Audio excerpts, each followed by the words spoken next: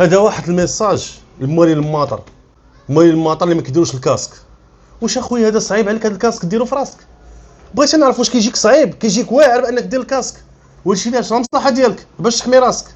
وقسما بالله الاخوان شفت واحد الكسيد في هاد اليومين هادي في المنصوريه، الناس ما عاشوش، ماتوا في البلاصه.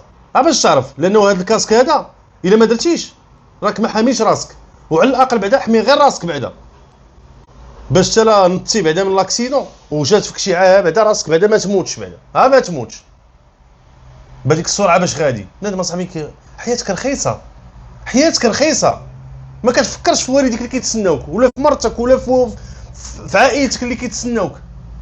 اصاحبي راه ما كتكايسوش، وبنادم ما كيمشيش بالشويه بالكل، ما كيمشيش بالشويه.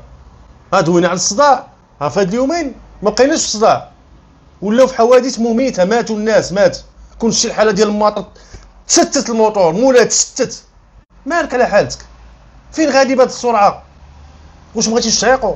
ممكن تشوف هاد الفيديو غتعايرني ولا تضحك عليا ولكن راه كندوي لك على مصلحتك، باش تحاول دير الكاسك وتفكر 100 مره ومره بانه راه كاين ناس كيتسناوك. السلام عليكم.